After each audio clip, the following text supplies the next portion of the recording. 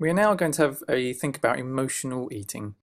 While maybe not everybody relates to this eating pattern, there might be some information in this section that you find helpful. So I would encourage you to keep an open mind as we run through these details. To begin with, we're going to have a think about the differences between physical hunger and emotional hunger. So sometimes it's difficult to tell the difference between physical hunger and emotional hunger. So ways of recognizing physical hunger or stomach hunger are that it builds gradually. It's physical sensations that are happening below the neck, for example, a growling stomach. It happens many hours after a meal. It goes away when you feel full, and then eating leads to feeling satisfied. Whereas with emotional hunger or head hunger, it's hunger that develops suddenly. It's above the neck, so you might just suddenly get a taste for something sweet like ice cream. It's not connected to the time of the meal. It stays with you even though you're full, and then eating can lead to feelings of guilt and shame.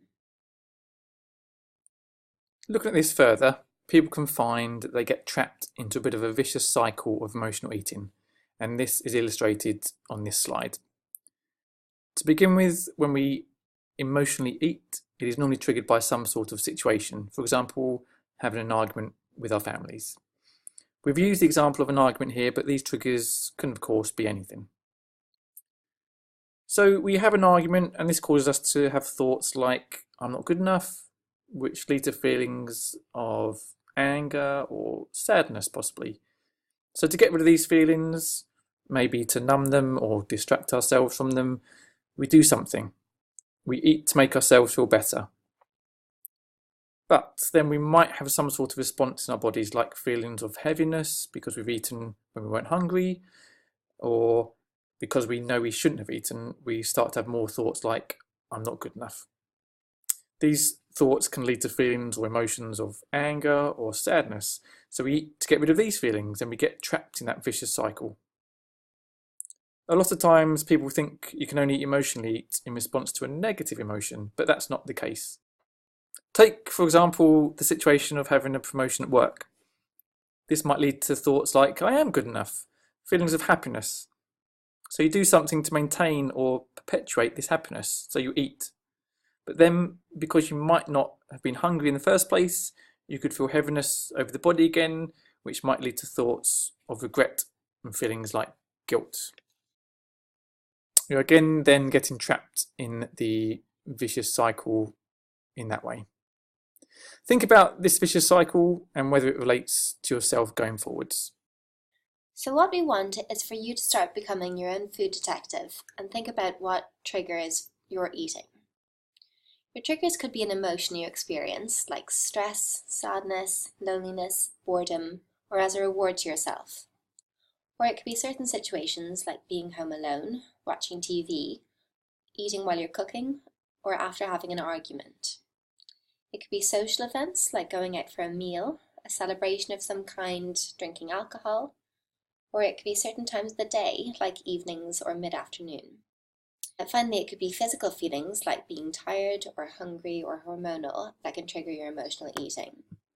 So have a think about those examples and try to identify any triggers that are specific to you. When we experience an emotion, it can be helpful also to think about what that emotion is telling you. I suppose emotions like stress and anger are very broad terms, and it can be helpful to break them down into what those emotions are actually telling us and what thoughts are behind them. Take, for example, stress. The thought behind this emotion is that we are feeling overwhelmed, like we cannot cope with the demands that are being placed on us. With boredom, what we're really saying is that we are in need of mental stimulation. When we feel lonely, what we are thinking is that we feel alone and want company. Or when we are angry, what we are thinking is that a situation is unfair or is unjust. Once we know more about what the emotion is telling us, we can better understand how to manage it. Also, it can be helpful to ask the question, does food help with this? For example, can food make a situation more fair or more just? Can food take away some of the demands that are being placed on us so that we feel less overwhelmed? More often than not, the answer is no. The overall aim of what we're trying to do here is to increase your flexibility a bit. What we do not want is an automatic linear response when you experience an emotion and then immediately reach for food. Instead, we want you to experience a feeling, ask yourself what that feeling is telling you that you need, and then ask yourself what you can do to fulfill that need. One of the options for actions you will take will still be eating. It will always remain an option, but we want you to move away from this being the only option and to build up a repertoire of responses to choose from. Other examples of options that you can take are things like reading a book, going for a walk, writing in a diary, or something like that. But we want you to think about what the outcomes will be of each choice that you take. What is the outcome of eating versus taking a walk? We're now just going to introduce the emotional eating curve. We've used stress as an example here, but it could be an emotion such as anger or boredom. And the red line there on the graph is your stress level. So at some point in our lives, we experienced a trigger and that led to our stress levels rising. It has then reached a peak and we've eaten some food and then experienced that our stress levels have reduced. By doing this, we form the belief that if I eat when I'm stressed, then my stress levels will reduce and I'll feel better. Over time, we actually become de-skilled in tolerating stress, so that when we experience it, we start to eat earlier and earlier as we want to get rid of the feeling as quickly as possible, and we rely on the belief about the power of food sooner. But would the stress line change if we didn't eat? The answer is no, it would actually look exactly the same. This is because all emotions come and go in waves. We cannot feel 100% of emotion 100% of the time. Whether we eat or not, our stress will still come down. So we can either try to distract ourselves so that we do not eat, or another option would be to just sit with and tolerate the emotion until it comes down on its own.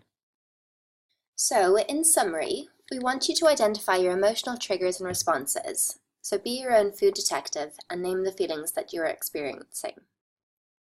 Learn to stay with your emotions and tolerate them, remembering that the feelings will eventually reduce on their own. Ask yourself, what's the worst thing that can happen if you stay with the feeling versus what's the worst thing that can happen if you eat? Think about what else you can do to deal with the underlying issue. So what can you do when you experience boredom, or what can you do to manage stress? Coming up with a bit of a plan in advance can really help you when you're faced with the challenge of emotional eating. So for more information on emotional eating and other areas around psychological preparation for surgery, we're just going to refer you to this book, which is recently out from our very own clinical psychologist, Denise Ratcliffe. It's going to help you prepare for surgery and make adjustments to life with bariatric surgery in the long term. And then the book's called, as you can see, Living with Bariatric Surgery.